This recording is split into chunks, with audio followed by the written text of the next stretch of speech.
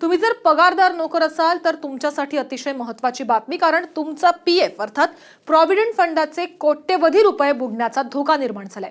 IL&FS कंपनीवरील 91,000 कोटींच्या कर्जामुळे PF बुडीत जाण्याची भीती निर्माण झाली आहे।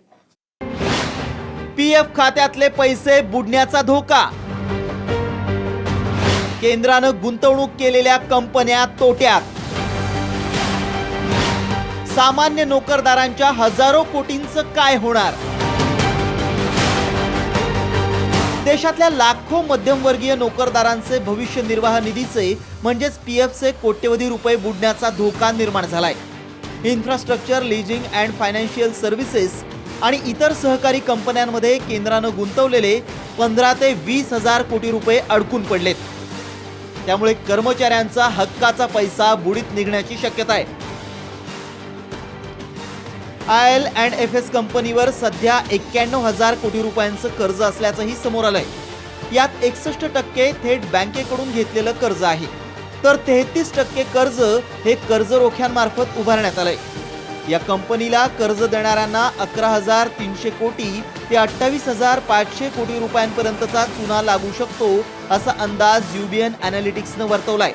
IL&FS कंपनीला मिळालेल्या AAA मानांकनाच्या आधारावर सल्लागारांनी या कंपनीत गुंतवणूक करण्याचा सल्ला सरकारला दिला होता। मात्र IL&FS कंपनी संकटात असल्यानं सरकारचा कोट्यवधी रुपयांचा पैसा अडकलाय। पण हे नीट समजून घेतलं पाहिजे की त्यांनी जे काही प्रॉव्हिडंट फंड मध्ये पैसे गुंतवलेले आहेत ते संपूर्णपणे बुडालेले नाहीत, ते सुरक्षित आहेत।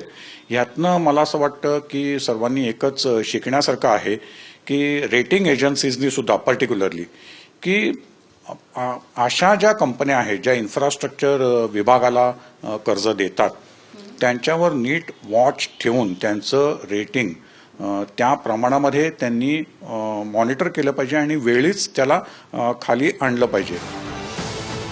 IL&FS या कंपनीत yes bank, Punjab national bank, IndusInd bank आणि बँक ऑफ बडोदाचे सर्वाधिक पैसे अडकलेत। मात्र यात प्रॉव्हिडंट आणि पेन्शन फंडाची नेमकी किती रक्कम अडकली आहे याची माहिती समोर येऊ शकलेली नाही।